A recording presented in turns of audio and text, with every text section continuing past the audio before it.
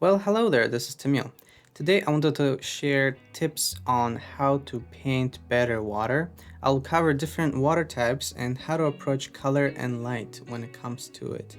I will upload most of the images on the Gumroad, you can find that in the links. And also, if you don't want to watch the video, you can read the article and look at the images up close. You can find the article link in the description as well. Water drop. Before approaching water, it is best to start simple. The smallest amount of water is a drop. The easiest one to find is dew in the morning. Small drops on leaves and spiderweb. Looking up dew pictures helped me find good references to study. Here's a small breakdown that I made. Start with a mid-tone color, which is usually how I always start, about 50% gray. Find the ground and draw a sketch from the drop. Find where the light is coming from. Define core colors and shadows. The light is coming from the top left for me, so that part of the water drop will be taking the highlight. The drop itself will also cast a shadow, so paint a shadow below the drop. That is something people get confused about. Even though the water is transparent, it still has some thickness to it, so the light will be blocked a little bit depending on how the water is clear and how much light is hitting it. The third, water will show the color of whatever is behind, usually. Because it is a leaf, the drop will be green. Add some darker green around the sphere. Essentially, it is a ball or an oval, so it will show form by having slight shadow around it. Fourth, define darker and brighter parts. Mix colors to make small transitions. I just used a simple transparent brush for this, nothing too fancy. And looking at the last picture for the breakdown, light will go through and hit the floor, then go in every direction after. So the floor will have a lot of light as well. Usually that does not happen because objects are not transparent, but in this case, because it's a drop of water, it will have light coming through, hit the floor and come out. But it's still an entity, it's still an object, so it's going to have dark shadows at the bottom of it. And it depends on the reference picture and what kind of style you're going for, but it will be there. And add some cute bug for an infinite pro art move. Maybe it wants to make friends with the water drop, I don't know, but that's basically my suggestion. After each study, maybe add something a little bit silly to it, so it's just more fun to look at when you're done at it, because just having a drop of water that has perfect reflections in water, it's great, but also, I get like a little bit satisfaction when I put something at the very end that is kind of unrelated to whatever I'm studying. Lake reflections. Let's go over simple lake reflections for landscapes. This technique is pretty common for still and clean water. First, we need a simple painting, which I already done. Anything that has a water line, that will work out pretty great. After you finish your painting, just duplicate the entire thing. If you don't know how to do that, just group everything, merge selected, and duplicate it. Make sure you have a backup file though. After that, select a portion of the image that is not water. Whatever is above the water, just select that part. And for that, I just used a simple polyline tool. And after that, you can either mask or invert selection and delete everything to make sure you only have that chunk of the image. And after this, you're going to flip it vertically. You can do that by hitting Ctrl T, right click on the image and click flip vertically. You can just move it down where the water will be, and you can leave this as is if you want to. Sometimes water will look very, very still. And if you want to go a little bit more fancy, you can delete the bottom portion of the image with an airbrush. So delete a little bit, maybe 25% at the very, very bottom, as if it's blending in with the water, as if it fades away the reflection. And also don't forget that you're going to mask it again. Select only the water and create a mask just for that specific part. To get fancy with this, you can use filter, distort, zigzag. These are going to be my settings. They will depend on the type of water and the image and how big is your canvas. So play around with your settings. And at the end, if you feel like it wasn't enough, you can just go and use a liquify tool or a smudge tool to add more ripples where you think it will have more water movement. If you don't know how to use the liquify, you can actually check out one of my previous videos. It has liquify, blending in, and all those options explained pretty well. As the last touch, you can select that water reflection and reduce the opacity for the distorted layer so that it blends in better with the entire image. If you feel like it was a little bit hard to follow, then you can go ahead and check out the article again. You know, there's a little bit more stop motion images and things like that, so hopefully that will help you understand it better. Then there are waves. Waves are the most fun things to paint out of all the water for me personally. It has a lot of color and variety and many stylization opportunities for it. If you like classic painters, I suggest looking into Iwasowski. His artwork is filled with great waves and water in general. Most of his paintings are in the ocean, and a lot of it's moving ocean. It got me super inspired when I was doing my research and starting out to paint water. The main idea for wave is that it becomes a tube that spiral on the inside within itself. The bigger it gets, the more the top part will start falling down. The color scheme depends on the sky and the sun. If it's a sunset, it's going to be more red and yellow. If it's like a sunny day, it's going to be more green. But overall, the color scheme is a lot of blues. And don't forget about cyan. Cyan and white will be your friend when it comes to waves. That is where the light will be hitting. Deep blue, like blue purple, that's where the deep shadows will be present. First of all, find a simple reference and create a spiral. Draw lines to show in which direction the wave is going to go. I think for waves, it's way more important to show the brush strokes and direction of which way it's going than it is actually getting the right colors sometimes, because you want to show the movement of it. For the second part, pretty simple, fill in the water with a medium blue, and also using blue lines, not just black lines, but blue lines also has a little bit of helping with personality for this, and it's easier to blend in the future. For the third, find out where the light is coming from. For my painting, it was coming again from the top left. It's pretty easy to paint those for me personally.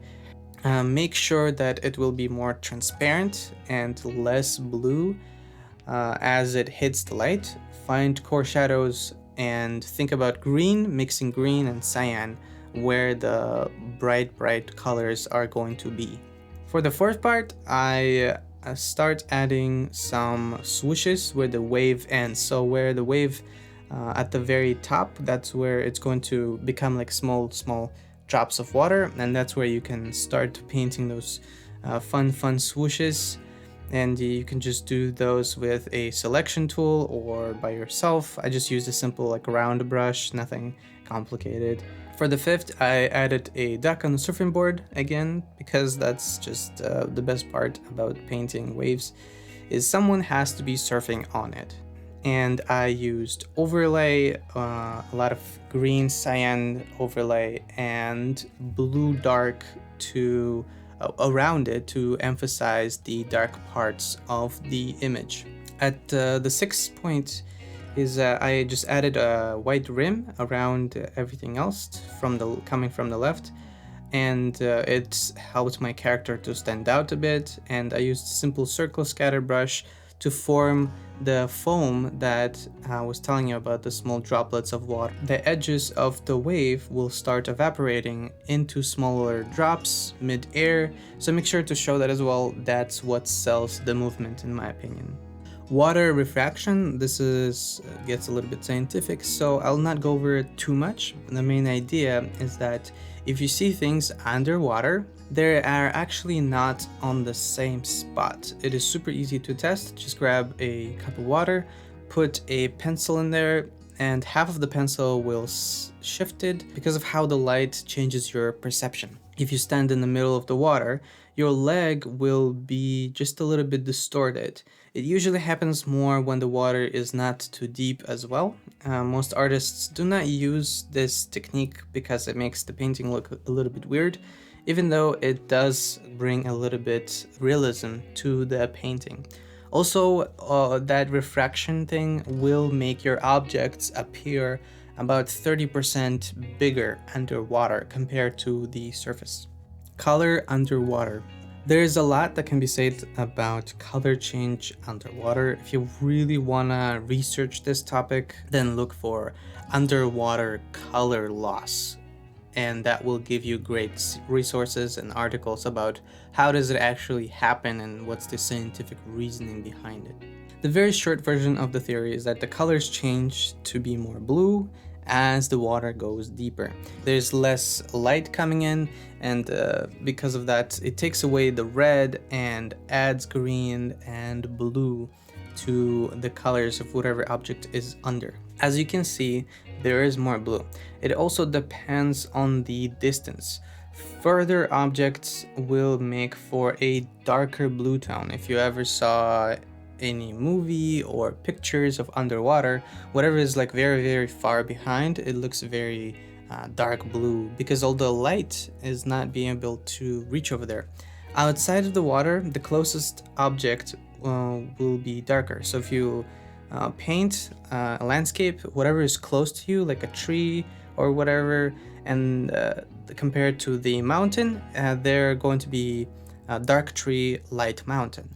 But underwater, it becomes blue or green, and it becomes darker. So whatever is closer to you, it will be lighter. So it's completely opposite of usually what happens underwater. Just a simple start for a painting that could be used as a good example for a swamp. Because the water has a lot of dirt and plants in it, we will just keep adding green the further we go. Just use the darker green as an overlay or multiply if you want to. Added main shadows and thinking about further parts. And then after that, adding more multiply green further back. Let's add some light coming from the sun, and it's going to come from the top and it's going to hit some of the inside of our swamp.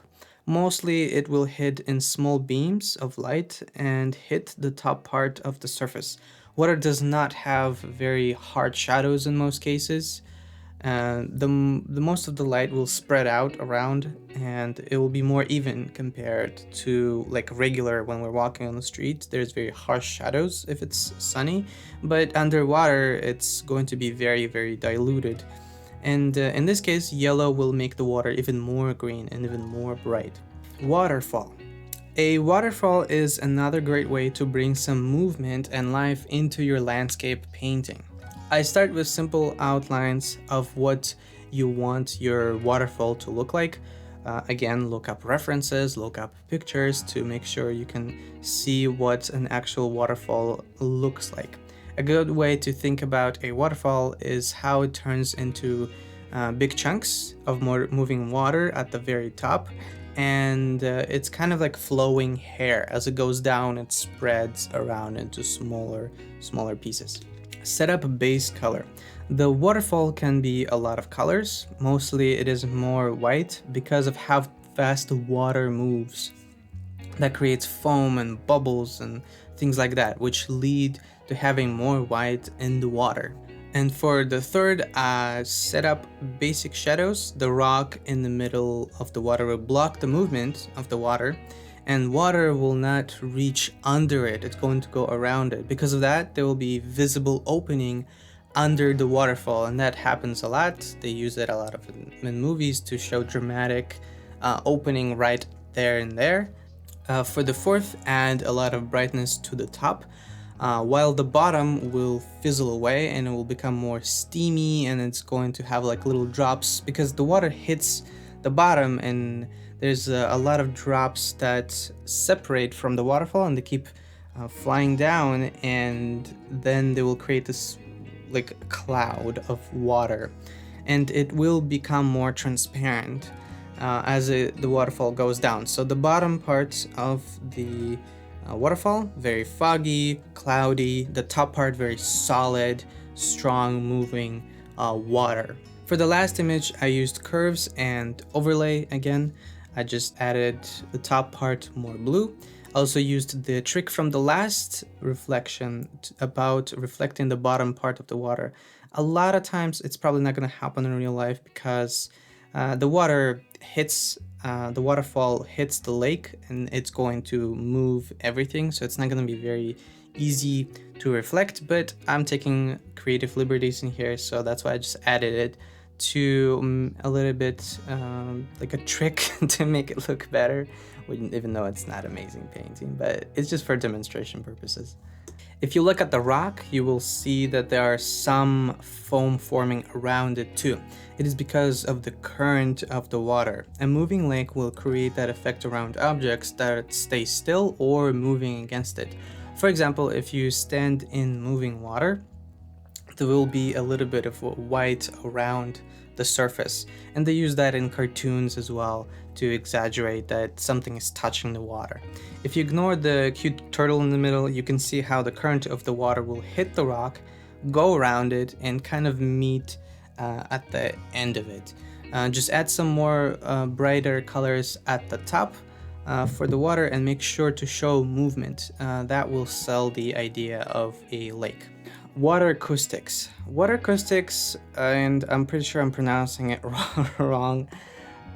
They're funny looking shapes that are moved at the bottom of water. So, you can probably see it in the pool. If you dive under the pool, you can see it on the floor moving around.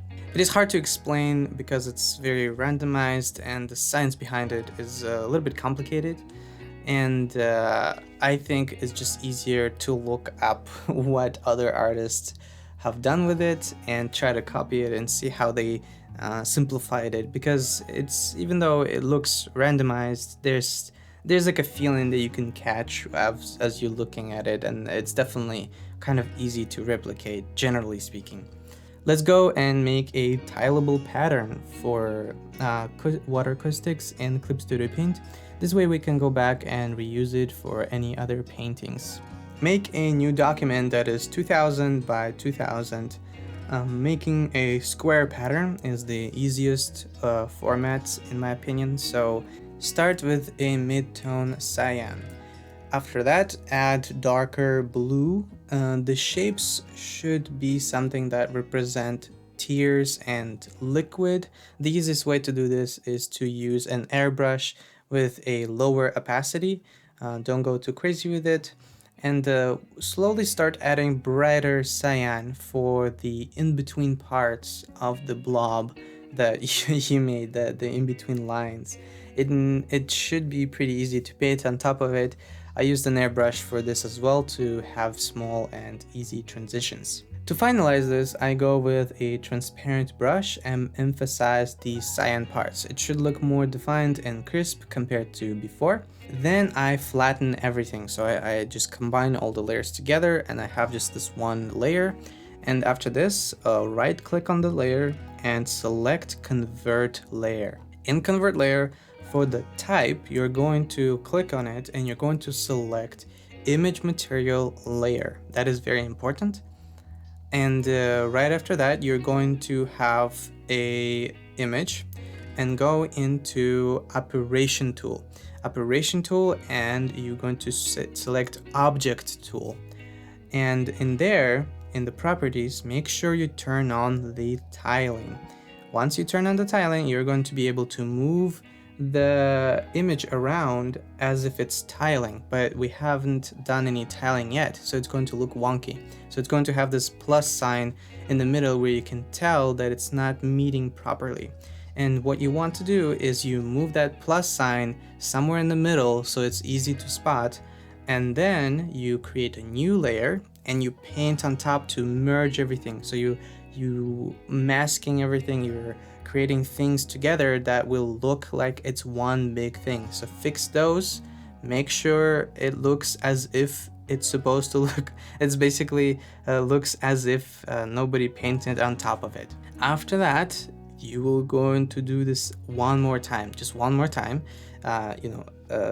Flatten everything, right click, convert layer, etc, etc, move it around again and see if you have any of that weird tearing, like the plus sign, but if it's going to be a little bit harder to spot this time, so make sure to look for those, find them and paint those on top, flatten it, and then you're done. That's it. You don't have to do this for the third time. Usually if you've done a good job, that's all you need to do. After you're done with all of that, you only have to do this once, by the way. You don't have to do this multiple times. That's why we're saving this as a preset. Select everything. You do this with Control A. You can flatten everything if you want. Make sure to have a backup file. Control A and go to Edit, Register Material, and Image. Once you click that, you can just name it whatever you want. Make sure you click on Tiling, and then just select the folder that you are going to remember where it's going to be. And congratulations, you made your first tile. You don't really need to do anything else. After this, I just decided to play around with it a little bit, and I dropped it from my materials on my canvas. After this, I used Control T to change my perspective on it. And I just grabbed the handles from the top left, top right, all those, to make sure it fits into a perspective cube. And if you don't know how to do that, just hold Control and click on one of the corners and start moving them around. And you can adjust it to the perspective you want for the image. It could be pretty much anything in your painting. If you don't know how to find perspective in your painting or a photo or whatever it might be, you can check out my perspective drawing tutorial that I've made before. There are great perspective tools in Clip Studio Paint. For this example, I again put a duck, I painted some clouds, and it's very, very simple, nothing crazy, but do not make it complicated on the first try. I recommend just playing around with it, having fun, and don't be afraid to paint on top to make sure there's some variation in the wave. So if you scale your pattern, you did whatever, you can paint on top of it, just like fix a little bit, maybe like liquefy a little bit to add some variety to it. And as you can see at the bottom of the duck, I added some white lines to signify that it is actually touching the water. That's where it's meeting the water, just like with the rock that I was explaining before. And if you're feeling lazy, you can always just download the official Clip Studio Paint material for water, and I actually use it for one of my paintings for fun to see what can I do with it. And it wasn't the main focal point of the image, so it wasn't really that big of a deal. And I blended in with the reflection of the mountain as well, so it worked out pretty nicely. It wasn't standing out too much. And if you want to see the full process for that one, you can again check out my older tutorial for this. It's been a while. There are many resources for the water you can find on Clip Studio Paint Material Store. A lot of them are free and a lot of them are made by other artists, so just hunt around with a water hashtag and just download them and play around with them. Bubbles. Bubbles are an amazing way to add more depth to your illustration, especially if you're painting something underwater. It is also easy to add bubbles to your painting. Start with a circle, just get a very hard round brush and do a simple circle, or you can just use the selection tool, but I like to use this to give it a little bit more organic form. We will only use this for selection, so don't worry about making it a specific color. Just use Control left click on the layer after you're done to select that specific layer. Now you can just hide this and not show it on the canvas. You will only be using the selection. Using a selection from the circle, I used an airbrush and simple opacity brush to only add highlights. So the middle is transparent. That is very important. The middle has to be transparent. Don't add anything. There's no fill behind it. It's just transparent. Using the same selection, I added some cyan and purple glow around it. added a little bit to the highlights as well. There could be a lot of color variation inside of it if you know anything about the color refraction and how the light hits the bubble. It can be like purple, red, yellow, like all those weird colors inside of it. And make sure to use brighter tones and saturated colors if you want to get the same effect as mine. It has to be above 50% gray. And after that, I added an overlay to highlights with an airbrush. I used white and purple and all those colors. You do not have to do this. Sometimes putting so much detail can detract from the viewer. I just grouped all the layers together and I duplicated it 2 times. Nothing complicated, 2 more bubbles, and make sure to rotate them just a little bit and add size variation. Big, medium, small is usually a great start, which I did in this example. And the last step, it's going to be merging everything together. You can group it, you can just merge it, and then after that you can set it to overlay or screen. And you can play with opacity, and this merging will allow you to use liquify to change the shape of the bubbles. You don't want it to be just a circle.